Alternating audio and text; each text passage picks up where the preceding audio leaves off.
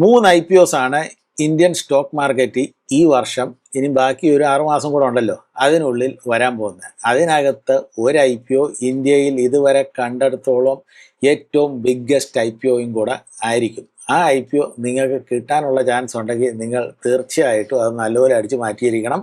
കാരണം ആ ഒരു കമ്പനിയുടെ IPOയ്ക്കകത്ത് നിങ്ങൾക്കൊരു സ്ലോട്ട് കിട്ടിക്കഴിഞ്ഞാൽ ഒരു നല്ല ഡിവിഡൻഡ് പേയിങ് കമ്പനിയാണ്.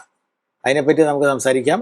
കഴിഞ്ഞ ആഴ്ച US സ്പേസ് എക്സിൻ്റെ IPO ഇറക്കിയായിരുന്നല്ലോ. അത് കഴിഞ്ഞിട്ട് പിന്നെ അവർ ആന്ത്രോപ്പിക്കിൻ്റെയും ഓപ്പൺ AIയുടെയും ഒക്കെ കൊണ്ടുവരുന്നെന്ന് പറയുന്നു. അത് ഒരു സെറ്റ് ഓഫ് ഡിസ്കഷൻസ്. അടുത്തത്, നമ്മുടെ ട്രംപും ഇറാനും കൂടെ ഒരു എഗ്രിമെൻറ്റിൽ സൈൻ ചെയ്തല്ലോ. ടെമ്പററി സീസ്ഫയർ എഗ്രിമെൻ്റ് ആണ്, 60 ദിവസത്തെ സീസ്ഫയർ എഗ്രിമെൻ്റ് ആണ്. ട്രംപാണ് സൈൻ ചെയ്തതെന്ന് ഓർക്കണം. ഒരു ഐഡിയയും ഇല്ല അത് എപ്പോൾ അത് ബ്രേക്ക് ആകുക എന്നുള്ള കാര്യം. പക്ഷേ എന്നിട്ട് പോലും അമേരിക്കൻ സ്റ്റോക്ക് എക്സ്ചേഞ്ചസിനകത്ത് ഉള്ള കോൺഫിഡൻസ് ഇന്നലെ നമുക്ക് എല്ലാവർക്കും കാണാൻ കിട്ടി. പ്രത്യേകിച്ച് നിങ്ങളുടെ കയ്യിൽ മെമ്മറി സ്റ്റോക്സ് ഒക്കെ വല്ലതും ഉണ്ടായിരുന്നെങ്കിൽ നിങ്ങൾക്ക് തന്നെ അറിഞ്ഞേനേം ഏതുപോലായിരുന്നു ഒരു പോക്ക് പോയത്. അപ്പോൾ സ്റ്റോക്ക് എക്സ്ചേഞ്ചസ് വെറും ഒരു സമാധാനത്തിന് വേണ്ടി കാത്തിരിക്കുകയാണ്.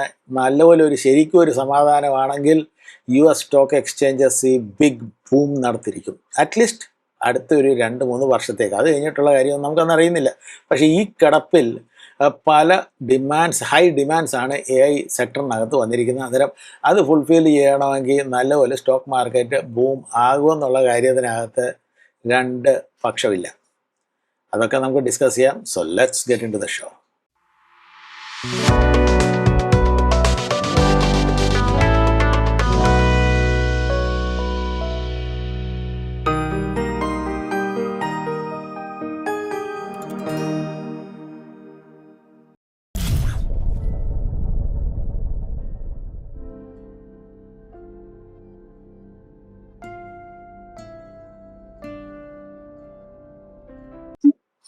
ആദ്യം ഇന്ത്യയിൽ ഈ വർഷം നടക്കുവാനുള്ള 3 IPOകളെ പറ്റി നമുക്ക് സംസാരിക്കാം.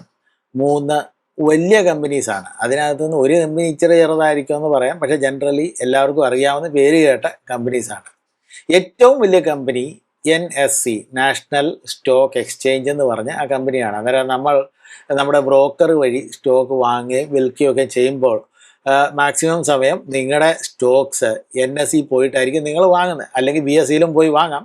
പക്ഷേ കൂടുതലും NSEയിലാണ് ട്രാൻസാക്ഷൻസ് ഒക്കെ നടക്കുന്നത്. അന്നേരം BSE NSEയും കമ്പയർ ചെയ്യുമ്പം NSE ആണ് ഇച്ചിരൂടും വലിയതായിട്ട് കാണപ്പെടുന്നത്. അന്നേരം BSEയുടെ സ്റ്റോക്ക് ഓൾറെഡി മാർക്കറ്റിൽ അവൈലബിൾ ആണ്. പക്ഷേ NSEയും കൂടെ ഇപ്പോൾ സ്റ്റോക്ക് മാർക്കറ്റിലോട്ട് വരികയാണ്. ആ പേര് കേൾക്കുമ്പോഴത്തേക്ക് നാഷണൽ സ്റ്റോക്ക് എക്സ്ചേഞ്ച് എന്ന് കേൾക്കുമ്പോൾ നമ്മൾ വിചാരിക്കും സർക്കാരിൻ്റെ വകുപ്പിൽ വല്ലതും ആണെന്നൊക്കെയാണ്. ഇല്ല, ഇത് തികച്ചും ഒരു പ്രൈവറ്റ് കമ്പനിയാണ്. അപ്പോൾ ഇത് വരാൻ പോകുന്നതെന്ന് വെച്ച് കഴിഞ്ഞാൽ ഓഫർ ഫോർ സെയിലിൻ്റെ ആ പരിപാടിയിലാണ് വരുന്നത്. അല്ലാതെ ഫ്രഷ് ഇഷ്യൂ ഓഫ് ഷെയർസ് അല്ല. ഓൾറെഡി അതിനകത്ത് ഷെയർ ഹോൾഡേഴ്സ് ആവശ്യത്തിലധികം ഉണ്ട്. SBI ഉണ്ട്, കാനഡ പെൻഷൻ ഫണ്ട് ഉണ്ട്. ഇവരെല്ലാം ഓൾറെഡി അതിനകത്ത് ഹോൾഡ് ചെയ്യുകയാണ്. അന്നേരം ഇവർക്കൊന്ന് എക്സിറ്റ് ആകണം. അന്നേരം എക്സിറ്റ് ആകുമ്പോഴത്തേക്ക് നമ്മളെപ്പോലുള്ള റീറ്റെയിലേഴ്സ് വന്ന് കയറി പിടിക്കും. ഈ റീറ്റെയിലേഴ്സ് മാത്രമല്ല വേറെ ഇൻസ്റ്റിറ്റ്യൂഷൻസും കൂടെ വന്ന് കയറി പിടിച്ചെന്നിരിക്കും. അന്നേരം ഈ ഫണ്ടിൻ്റെ ടോട്ടൽ ഇഷ്യൂ സൈസ് എത്രയാണെന്ന് ചോദിച്ചു കഴിഞ്ഞാൽ ഒരു 30,000 crore rupeesൻ്റെയാണ് ഇഷ്യൂ സൈസ്. ഈ കമ്പനിയെ പറ്റി 2 വാക്കൊന്നും പറയണം. ഇത് വളരെ നല്ലൊരു കമ്പനിയാണ്. കാരണം എന്താണ്, ഇത് ഒരു തരം മോണോപ്പൊളിക്കകത്തിട്ട് കളിക്കുകയാണ്. അന്നേരം ഇതിൻ്റെ പ്രോഫിറ്റ് മാർജിൻ ആരും കുറയ്ക്കാൻ പറ്റത്തില്ല. അത് കൂട്ടാൻ അവർ വിചാരിച്ചു കഴിഞ്ഞാൽ പറ്റുമെന്നേ ഉള്ളൂ. കഴിഞ്ഞ വർഷത്തിൽ ഇവരുടെ റവന്യൂ എത്രയായിരുന്നെന്ന് അറിയോ? 16,601 കോടിയായിരുന്നു. എന്നാൽ ഈ റവന്യൂവിനകത്ത് മറ്റേ കമ്പനികൾക്കൊക്കെ പ്രോഫിറ്റ് മാർജിൻ എത്ര വരുന്നത്? 10, 15, 20 ഒക്കെ കിട്ടിക്കഴിഞ്ഞാൽ നമുക്ക് ഭയങ്കര സന്തോഷമാണ്. ഇതിനകത്ത് പ്രോഫിറ്റ് 16,601 കോടി രൂപയുടെ റവന്യൂ വന്നിട്ട് പ്രോഫിറ്റ് എത്ര വരുന്നതെന്ന് അറിയാമോ? 10,302 കോടി രൂപ. ചുരുക്കത്തിൽ 67% എബിഡയുടെ മാർജിൻ തന്നെ അവർക്ക് വന്നിരിക്കുന്നത്. പിന്നെ ടാക്സ് ഒക്കെ കൊടുത്തിട്ട് പ്രോഫിറ്റ് ആഫ്റ്റർ ടാക്സ് 51%. ഇപ്പം പണ്ട് ഇൻഫോസിസൊക്കെ വലിയ വീരന്മാരായി കിടന്നപ്പം ഇൻഫോസിസും TCSും ഒക്കെ 20% ഒക്കെ കൊടുത്തു കഴിഞ്ഞപ്പോഴത്തേക്ക് എന്തോ ഒരു ഉല്ലാസമായിരുന്നു. പക്ഷേ ഇത് 51% ആണ് എബിഡ സ്ട്രേറ്റ്. അവർക്ക് വേണമെങ്കിൽ ഉയർത്താൻ ഉള്ള കപ്പാസിറ്റി ഉള്ള അതേ രീതിയിലുള്ള ഒരു സ്റ്റോക്കാണ് NSE. വളരെ നല്ല ഡിവിഡൻസും കൂടെ കൊടുത്തുകൊണ്ടിരിക്കുകയാണ്. അത് 18 രൂപയായിരുന്നു നേരത്തെയൊക്കെ ഡിവിഡൻറ്റ് കൊടുത്തുകൊണ്ടിരുന്നത്. ഇപ്പം 35 ആയി. ഇതിനി അങ്ങോട്ട് മുമ്പോട്ട് പോകുമ്പോഴത്തേക്ക് കൂടാനുള്ള ചാൻസേ ഉള്ളൂ, അല്ലാതെ കുറയാനുള്ള ഒരു ചാൻസും ഇല്ല. പക്ഷേ ഇത്രയൊക്കെ നല്ലൊരു കമ്പനി അതിൻ്റെ എത്രയാണ് ഈ പ്രൈസൊക്കെ എന്ന് ചോദിച്ചു കഴിഞ്ഞാൽ അതിപ്പോഴും ആർക്കും അറിയത്തില്ല. ഇത് മിക്കവാറും ഒരു നവംബർ ഡിസംബറിലായിരിക്കും ഇത് ഇറങ്ങുന്നത്. ഏതാണ്? IPO. അപ്പോൾ ഇതിനകത്ത് ഈ നല്ല കാര്യങ്ങളൊക്കെ ചെയ്യുന്നതൊക്കെ കൊള്ളാം, പക്ഷേ ചില റിസ്ക്സ് ഉണ്ട്. ആ റിസ്ക്സ് നിങ്ങൾ അറിഞ്ഞിരിക്കണം. ആദ്യത്തെ റിസ്ക്കാണ്, ഇതിനകത്ത് മാക്സിമം റവന്യൂ കിട്ടുന്നത് ഏതാണ്?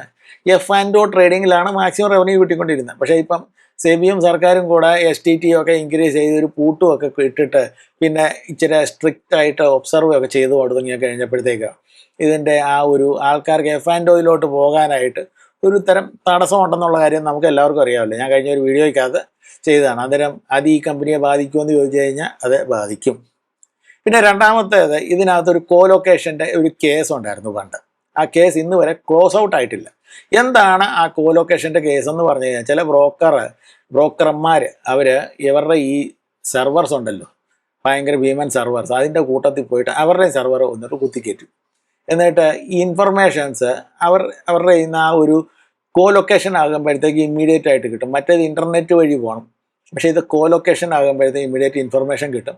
എന്നിട്ട് ഇവർക്ക് സ്റ്റോക്കിനെ ഇച്ചിരൂടെ മാനിപ്പുലേറ്റ് ചെയ്യാനുള്ള ഒരു കപ്പാസിറ്റി കിട്ടി.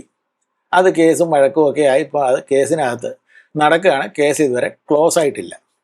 പിന്നെ അടുത്തതെന്ന് വെച്ച് കഴിഞ്ഞാൽ ഈ കമ്പനിക്ക് പ്രത്യേകിച്ച് പറയത്തക്ക ഒരു പ്രൊമോട്ടർ ഇല്ല. ഇത് എല്ലാവരും കൂടെ അങ്ങ് പ്രൊമോട്ടറാണ്, പക്ഷേ ഒരു ലീഡ് പ്രൊമോട്ടർ ഉണ്ടല്ലോ, ആ ഒരു അണ്ണൻ ഇല്ല ഇപ്പോൾ. അന്നേരം അങ്ങനെയുള്ള 3 റിസ്ക് ഉണ്ട്. ഈ റിസ്കിനകത്ത് അവസാനത്തെ റിസ്ക് കാര്യമായിട്ടുള്ള റിസ്ക് ഒന്നും അല്ല. ബിക്കോസ് ഇതൊരു മോണോപോളി ഇൻഡസ്ട്രിയാണ്. ഇത് നല്ലപോലെ അവരുടെ മാനേജ്മെൻറ്റ് ശരിക്കും അങ്ങ് നടത്തിക്കൊണ്ട് പോവുകയാണ്. It's not a big risk. കോലൊക്കേഷൻ്റെ ഇഷ്യൂ അത് ചിലപ്പം ഫൈനും പെനാൽറ്റിയും ഒക്കെ ചിലപ്പം വന്നിരിക്കും. വന്നു കഴിഞ്ഞാൽ അതും കൊടുക്കണം, അതിൽ കൂടുതലൊന്നുമില്ല. പിന്നെ അല്ലാതെ F&Oയുടെ ഒരു ഇഷ്യൂ ഉണ്ടെങ്കിൽ അത് ശരിയാണ്, ഒരു ഇഷ്യൂ ആണ്. അത് വരുന്നിടത്ത് വെച്ച് നമുക്ക് കാണണം. പക്ഷേ ഇത് തികച്ചും ഒരു നല്ല സ്റ്റോക്കാണ് നിങ്ങളുടെ പോർട്ട്ഫോളിയോയിൽ ഹോൾഡ് ചെയ്യാനായിട്ട്. അടുത്ത വലിയ കമ്പനിയാണ് ജിയോ ടെലികോം. ഇപ്പോൾ റിലയൻസിൻ്റെ ഭാഗമാണ് ജിയോ ടെലികോം. പക്ഷേ ഈ വർഷം തന്നെ ജിയോ ടെലികോം റിലയൻസ് അല്ലെങ്കിൽ പേരൻ്റ് കമ്പനിയെ വിട്ടിട്ട് ഒരു പ്രോപ്പർ ചൈൽഡ് കമ്പനിയായിട്ട് അത് മാർക്കറ്റിൽ അവതരിക്കും. അതിൻ്റെ DRHP അല്ലെങ്കിൽ ഡ്രാഫ്റ്റ് റെഡ് ഹെറിംഗ് പ്രോസ്പെക്ടസ് അത് വെള്ളിയാഴ്ച ഇന്ന് ഫയൽ ചെയ്യുമെന്നാണ് പറയുന്നത്. ഇന്ന് ഫയൽ ചെയ്തില്ലെങ്കിൽ ഈ അടുത്ത ഒരാഴ്ചയിൽ തന്നെ ഫയൽ ചെയ്യും. അതിൻ്റെ issue size 33,000 crore to 40,000 crore ആണെന്നാണ് പറയപ്പെടുന്നത്. Valuation estimated 10 lakh crore to 15 lakh crore. ഈ IPOയ്ക്കകത്ത് മറ്റേ NSEക്കകത്ത് OFS ആയിരുന്നു, ഓഫർ ഫോർ സെയിൽ. ഇതിനകത്ത് fresh plus offer for sale. അന്നേരം ഈ ഓഫർ ഫോർ സെയിൽ ആരുടേതാണെന്ന് ചോദിച്ചു കഴിഞ്ഞാൽ ഗൂഗിളിനും മെറ്റയ്ക്കും ഒക്കെ ജിയോയ്ക്കകത്ത് നല്ലൊരു സ്റ്റേക്ക് ഉണ്ട്. അവരത് വിറ്റിട്ടങ്ങ് വെളിയിൽ പോവുകയാണ്. അന്നേരം അത് വേറെ റിലയൻസിൻ്റെ പല ആൾക്കാരുണ്ടല്ലോ, ഏറ്റെടുക്കും. എന്നിട്ട് ജിയോയുടെ റീറ്റെയിലേഴ്സ് കൂടെ ഏറ്റെടുക്കും. അങ്ങനെയാണ് അതിൻ്റെ ആ ഒരു പരിപാടി. അന്നേരം ഇതിൻ്റെ പെർഫോമൻസും കൂടെ നോക്കണമല്ലോ. നമുക്കറിയാം നമ്മുടെ NSE എന്ന് പറഞ്ഞ ആ കമ്പനി അത് വളരെ നല്ല പെർഫോമൻസ് തന്നുകൊണ്ടിരുന്ന ഒരു കമ്പനിയാണ്. അതിൻ്റെ പക്ഷേ ലിസ്റ്റിംഗ് നടക്കുമ്പോൾ നിങ്ങളൊരു കാര്യം ഓർക്കണം, NSEയുടെ listing will only happen in BSE. അത് കംപ്ലയൻസ് ഇഷ്യൂ കാരണമാണ്. NSEയുടെ ലിസ്റ്റിംഗ് NSEക്കകത്ത് മാത്രം നടക്കാൻ ആ ഒരു പരിപാടി നടക്കത്തില്ല. അത് BSEയിൽ വേണം നടത്തേണ്ടത്. പക്ഷേ ഇതിനകത്ത് ജിയോയുടെ ആ റവന്യൂ എത്രയാണെന്ന് ചോദിച്ചു കഴിഞ്ഞാൽ 1,72,312 crores ആണ്. എബിഡ എത്രയാണ്? 76,255 crores. എബിഡ മാർജിൻ എത്രയാണ്? 52%. മറ്റേത് NSEക്കകത്ത് 67% ആയിരുന്നു എബിഡ മാർജിൻ. പക്ഷേ ജിയോയും ഒട്ടും മോശമല്ല. 52% ആണ് നമ്മുടെ ജിയോയുടെ എബിഡ മാർജിൻ. സബ്സ്ക്രൈബേഴ്സ് എത്ര ഉണ്ടെന്ന് ചോദിച്ചു കഴിഞ്ഞാൽ 524 million. ഇന്ത്യയുടെ 37% പോപ്പുലേഷൻസ് ജിയോ യൂസേഴ്സ് ആണ്. പിന്നെ 5G സബ്സ്ക്രൈബേഴ്സ് എത്ര ആണെന്ന് ചോദിച്ചു കഴിഞ്ഞാൽ 268 million. World's second largest 5G base ആണ്. ARPU average revenue per user 214 ആണ്. അന്നേരം അതാണ് സ്റ്റാറ്റിസ്റ്റിക്സ് ജിയോയുടെ. അന്നേരം ജിയോ എപ്പോഴിറക്കുമെന്ന് ചോദിച്ചു കഴിഞ്ഞാൽ, അല്ലെങ്കിൽ എപ്പം മാർക്കറ്റ് അവതരിക്കുമെന്ന് ചോദിച്ചു കഴിഞ്ഞാൽ, ഈ വർഷത്തിൻ്റെ അവസാനത്തിനൊക്കെ മുമ്പായിട്ട് തന്നെ ഒരു 2-3 മാസത്തിനുള്ളിൽ Jio will also bring its IPO. ഇപ്പോൾ ഇനിയും ഫൈനൽ പാർട്ടി ആരാന്നറിയണ്ടേ? അതാണ് സെപ്റ്റോ. നമുക്കറിയാം ഈ ക്വിക്ക് ഡെലിവറിയുടെ ഒരു കമ്പനിയാണ്. പക്ഷേ അവരുടെ പരിപാടി എന്താണ്? അവർക്ക് 10 മിനിറ്റിൽ നമ്മൾ വിളിച്ചു കഴിഞ്ഞാൽ വീട്ടിൽ കൊണ്ട് എത്തിക്കുന്ന ആ ഒരു പരിപാടിയാണ്. അത് അത്ര എല്ലാവർക്കും ഇത്ര ഇഷ്ടപ്പെടുന്നില്ല. ഒരു ഹൈ ക്യാഷ് ബേണിംഗ് കമ്പനിയാണ്. അന്നേരം ഈ ക്യാഷ് ബേണിംഗ് ചെയ്ത് പ്രശ്നം എന്തായിട്ട് പറ്റിയെന്നറിയാവോ? അവർക്കിപ്പം 3 ക്വാർട്ടറിലേക്കുള്ള പണമേ ഉള്ളൂ അവരുടെ കയ്യിൽ ഇനിയും ക്യാഷ് ബേൺ ചെയ്യാനുള്ളത്. ബാക്കിയെല്ലാം സ്വാഹ ആയിപ്പോയി. അന്നേരം ഇതൊരു ലോസ് മേക്കിംഗ് എൻറ്റിറ്റിയാണ്. പക്ഷേ ഭയങ്കരമായിട്ട് ഈ ഹൈപ്പിൻ്റെ പേരിൽ വണ്ടി ഓടിക്കൊണ്ടിരിക്കുകയാണ്. അന്നേരം അതിൻ്റെയും കൂടെ ഒരു IPO വരുന്നുണ്ട്. അത് മിക്കവാറും അടുത്തിടയിൽ തന്നെ വരും. അതിൻ്റെ DRHP ഒക്കെ ഫയൽ ചെയ്ത് കഴിഞ്ഞിരിക്കുകയാണ്. Full ready to come to the open മാർക്കറ്റാണ്. ഇതിൽ ഈ 3 കമ്പനീസിൻ്റേതും ഈ റേറ്റ്സ് എത്ര അല്ലെങ്കിൽ IPO പ്രൈസ് എത്ര പെർ ഷെയർ അത് വെളിവിട്ടിട്ടില്ല. വെളിവിടുമ്പോൾ നമുക്ക് എല്ലാവർക്കും അറിയാം. അങ്ങനെ 3 കമ്പനീസ് ഇന്ത്യയിൽ വരുവാൻ പോകുന്നുണ്ട്, IPOയും കൊണ്ട്. ഇപ്പോൾ നമുക്ക് അമേരിക്കൻ സ്റ്റോക്ക് എക്സ്ചേഞ്ചസിലേക്ക് നമ്മുടെ ശ്രദ്ധ തിരിച്ചുവിടാം. ഇന്നലെ നിങ്ങൾക്ക് അമേരിക്കൻ സ്റ്റോക്സ് വല്ലതും ഉണ്ടെങ്കിൽ നിങ്ങൾക്ക് അറിയാമായിരിക്കും എങ്ങനെയാണ് സ്റ്റോക്സ് വടക്കോട്ട് വെച്ച് പിടിച്ചു പോയത്. എസ്പെഷ്യലി അത് AI സെക്ടറും മെമ്മറി സ്റ്റോക്സൊക്കെ ആണെങ്കിൽ ഒരു പോക്കല്ലേ പോയത്. ചിലതൊക്കെ 8-10% വരെ വെച്ച് പിടിച്ച് പോയിട്ടുണ്ട്. ചില ETFs ഒക്കെ 20% വരെ വെച്ച് പിടിച്ച് പോയിട്ടുള്ള കാര്യം നിങ്ങൾക്കും അറിയാമായിരിക്കും. ഇപ്പോൾ എന്താണ് ഇതിൻ്റെ കാരണം എന്ന് ചോദിച്ചു കഴിഞ്ഞാൽ, പൊതുവെ ഒരു മാർക്കറ്റിനകത്ത് സമാധാനം ഇറാനുമായിട്ടുള്ള ആ ഒരു അന്തരീക്ഷത്തിൽ വന്നെന്നുള്ള ഒരു ചിന്തയാണ്. സത്യമായിട്ട് സമാധാനം വന്നോ എന്ന് ചോദിച്ചു കഴിഞ്ഞാൽ വന്നിട്ടില്ല. അവരുടെ ഒരു സീസ് ഫയർ എഗ്രിമെൻ്റ് ആണ് ഫോർ 60 days, 60 ദിവസത്തേക്കുള്ള ഒരു സീസ് ഫയർ എഗ്രിമെൻറ്റ്.